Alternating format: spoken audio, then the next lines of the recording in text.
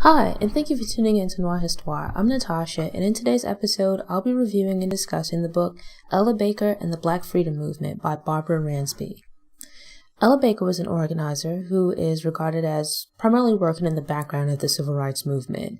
This is true to some degree, but in actuality, she loomed large in the civil rights movement as a result of key roles at the NAACP, SCLC, and SNCC. Ella Baker and the Black Freedom Movement, which was written by Barbara Ransby, tells the story of Ella Baker's life. It begins by telling the story of her family and how their history impacted her as a child. The book then moves on to her young adult experiences as an unofficial political science student in New York City. But much of the book focuses on her contributions to helping shape prominent individuals and organizations who would go on to play key roles in the civil rights movement. In 1903, Ella Baker was born into a family that consisted of grandparents and other relatives who had been slaves.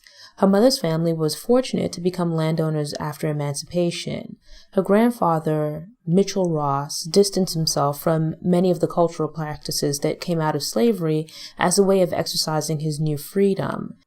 The family's land was viewed and treated as a resource for the benefit of all members of the local community.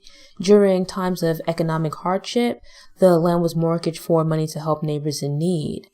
Owning their land rather than surviving as tenant farmers helped the family avoid some of the racial discrimination and subjugation of the time. Mr. Ross made it a point to not allow his children or grandchildren to work for white people, as many poorer families had to do, so they were able to avoid some of the racist practices. He wanted the children in his family to focus on getting an education rather than picking cotton or otherwise working to help support the family. Thus, Baker's mother, Mrs. Ann Baker, was able to obtain an education, the importance of which she highly valued and passed down to her children. Mrs. Baker worked as a teacher until she got married and was encouraged by her husband, Ella's father, to give up her job. Unfortunately, though a relatively common occurrence for the time, Mrs. Baker lost several children to miscarriages and deaths during infancy.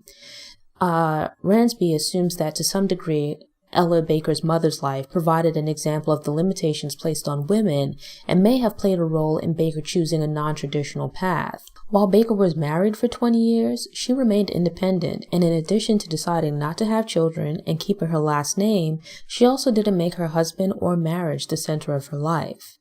Even as a child, Baker showed signs of being a fighter by standing up for herself and her older brother, even when facing larger opponents. These qualities were further honed while she attended Shaw Academy and Shaw University for high school and college, and while there she actually pushed back against some of the school's rules and led a little protests. Growing up in a devoutly religious family that was also deeply committed to the community had an impact on Baker, though she would make adjustments to work more directly with people from various class levels, as well as paying less attention to class levels. After graduating from college in 1927, Baker moved to Harlem and spent several years soaking up the different political and social ideas swirling around the city at the time. Despite her education, Baker found herself struggling to find well-paying, stable work due to her race and gender. It didn't help matters that the Great Depression would begin a few years after her arrival. But through being an active presence, if just a student at this point, Baker was able to procure positions working for various local organizations and institutions. Baker was exposed to various schools of thought during this period and also made her first forays into organizing through positions at the Harlem branch of the New York Public Library and the Young Negroes Cooperative League, the YNCL. Ella Baker also wrote an expose on the Bronx slave market, an article that explained how black women were being exploited for domestic and sexual labor. In this difficult period, black women would stand on corners in the Bronx, hoping to be selected by white housewives for a day or at least a few hours of domestic work. Of these women, those who were especially desperate for money would offer their bodies to the white men who would drive through the area looking for sex. Baker worked for a while as a consumer education teacher for the Workers' Education Project, the WEP of the WPA, one of the New Deal programs. She gained some aspects of her political education through discussions and debates with other teachers and adult students about political and economic problems of the day. Through Baker living in Harlem, she developed an interest in black people across the diaspora. She loved black people and was decidedly pro-black, but also recognized the need for working and collaborating across color lines with other oppressed people. In 1940, Baker joined the NAACP as an assistant field secretary. The book offers a brief history of the NAACP, as well as a behind-the-scenes look at some of its most prominent figures, such as Walter White and W.E.B. Du Bois.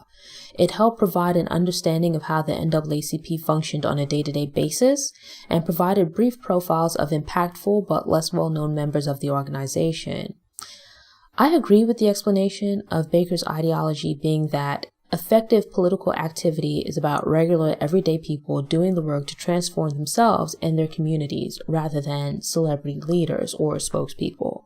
She felt it was more important, or at least as effective, for people to feel for a cause or organization and be able to get other people to act than it was for them to be able to eloquently express or explain all of the talking points.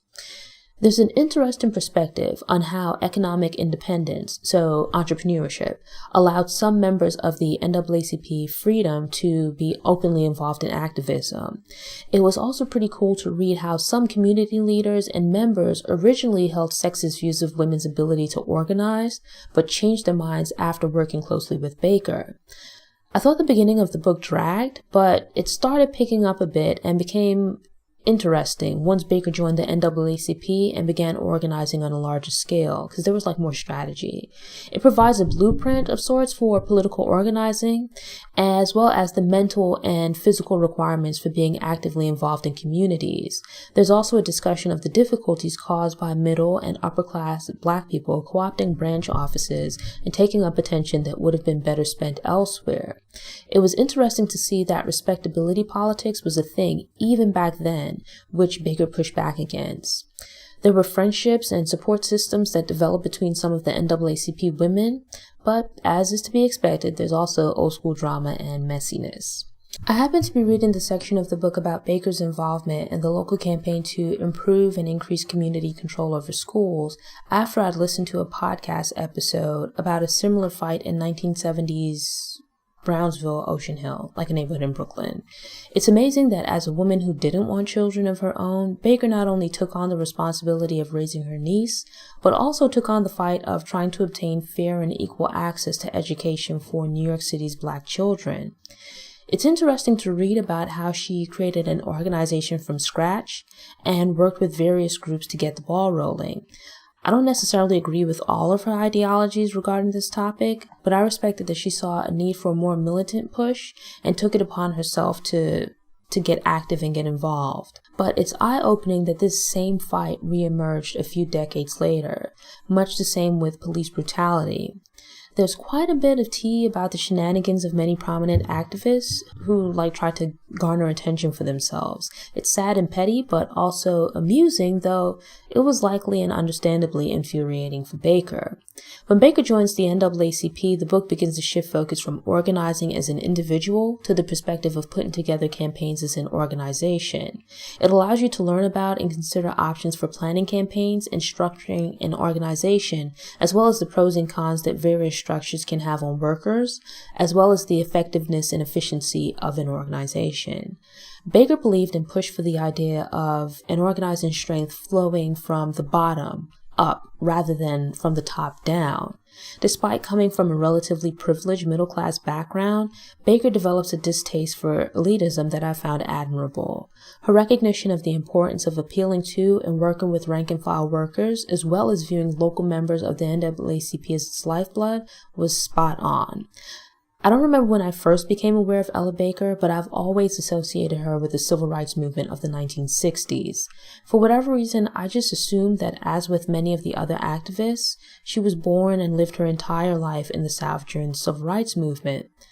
But the book helped to explain that Baker lived in Harlem throughout her adult life, but having been born and raised in the South, worked as a field worker in the South, and still having family in the South, she had strong ties to the people of the South, so she returned to the South in the 60s. This is especially notable as most people were active in one part of the country, while Baker crisscrossed the eastern part of the country, trying to effect change in both the North and the South. The story of Ella Baker's life and career as an activist reads like a who's who of prominent figures from the movement. It seems there are few figures that she didn't meet, collaborate with, or otherwise influence. You see the early experiences that shaped and influenced the later development of organizations that Baker helped to guide. It's like the origin story for various people and organizations who would go on to become superheroes in the civil rights movement. In the formation of the SCLC and its handling of racial issues, we see a glimpse of the divides that would emerge following some wins and the end of the 1960s civil rights movement. Many of the members of the SCLC came from middle-class educated homes.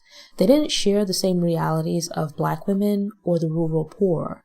Their needs, and thus the things they were fighting for, were different. The author points out that they were primarily concerned with voting, along with fair access and treatment in the use of public resources.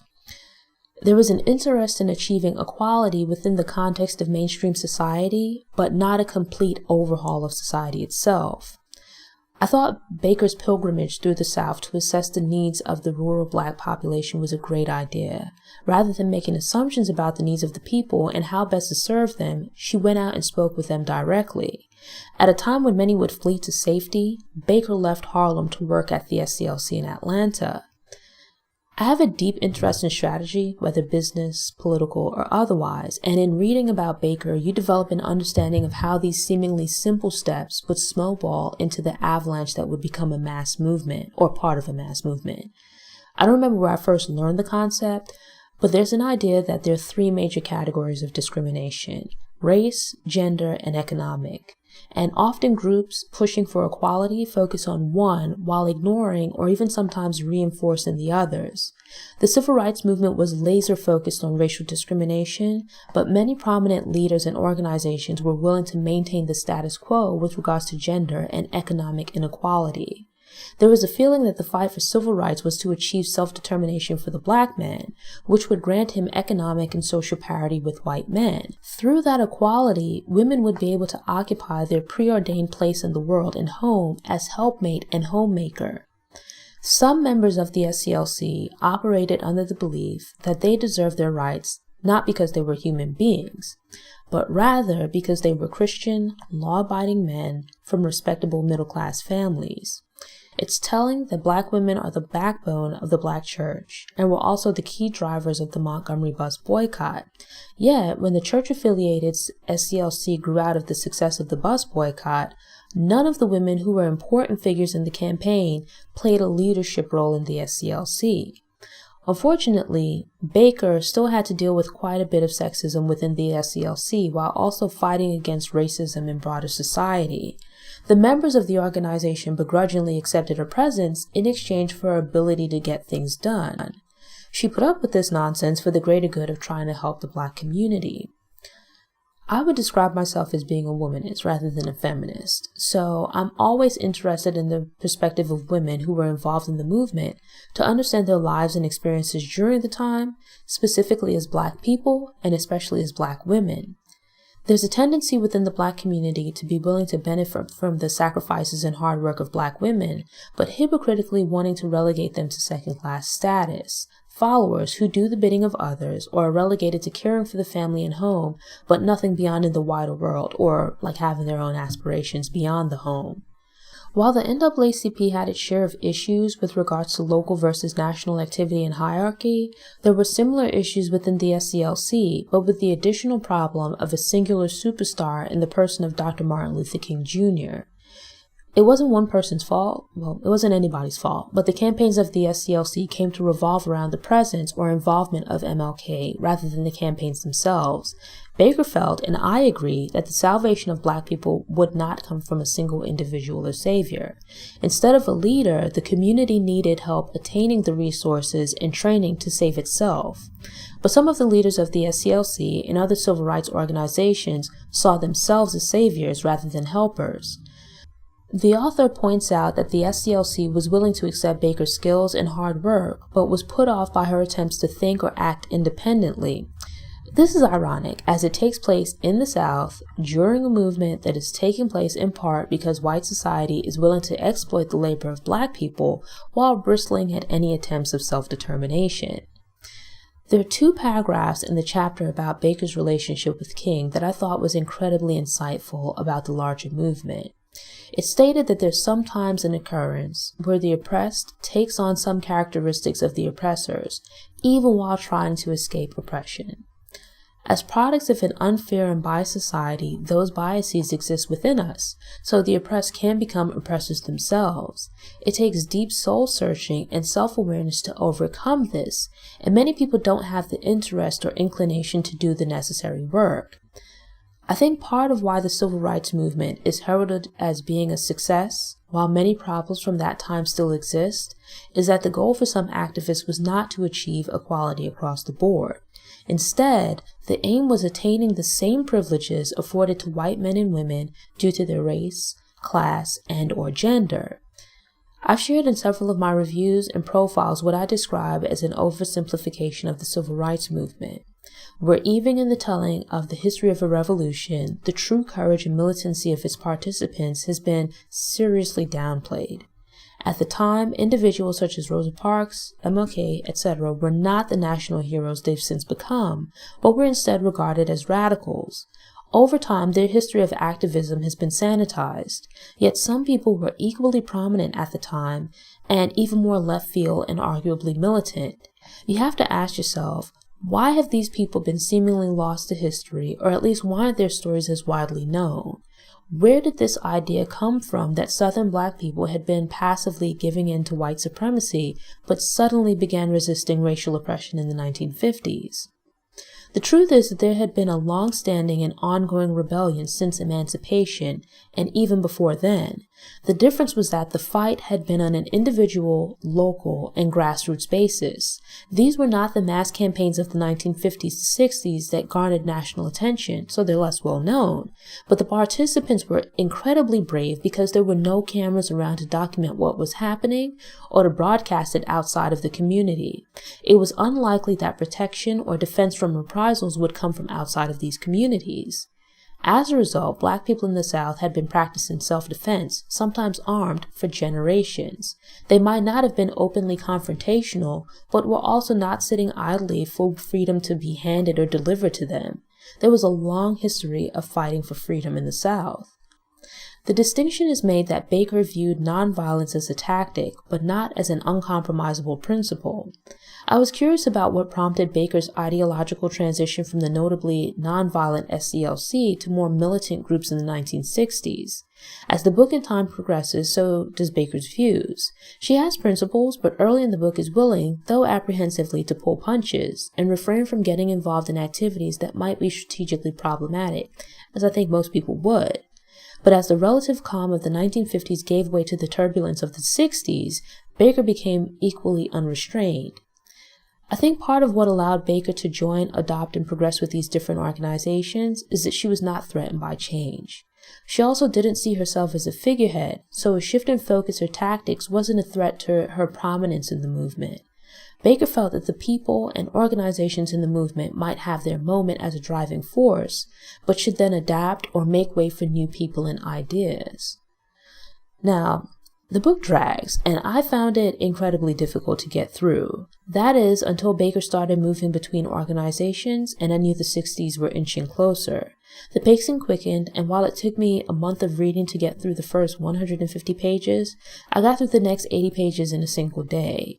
Reading this book threw off my regular publishing schedule, as I took longer than usual to read the book. I would find myself sitting with the book for hours, and only managing to get through what seemed like a few pages. Part of this is due to the book being heavy on exploring Baker's philosophies, and my need to take notes to organize my thoughts for writing a review. But if I'm being honest, the book is pretty dry at some points. The book provides a lot of information down to minute details about Ella Baker's professional life. You learn a lot about Ella Baker's political dealings and philosophies, but I didn't feel like I got a sense of Ella Baker as a person.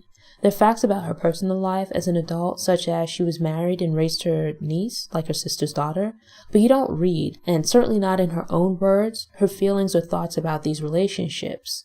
For example, how exactly did she and her husband meet? And given that they made living separate lives work for years, why did the marriage end?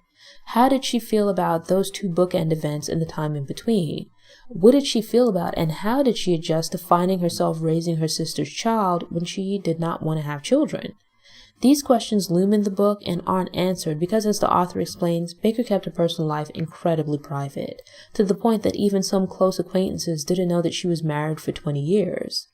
Ella Baker was certainly entitled to her privacy, but it places some limitations on a biography. It was difficult to get into the book because it feels like you're reading a corporate biography rather than the complete story of a person's life. You get a sense of her philosophy and presence, but not so much the person she was or how she viewed herself.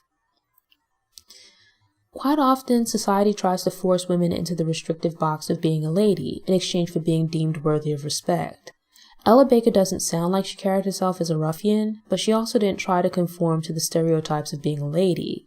Instead, she defined and embodied a persona of her own making, and part of that involved shielding her inner life and self from the public. I admire Ella Baker. She's one of my heroes, and I read the book because I wanted to learn more about her, which I did. But I ended up both liking and disliking the book. Ella Baker is an incredibly important and interesting figure in Black history, but the emotional impact of that doesn't come across in the book.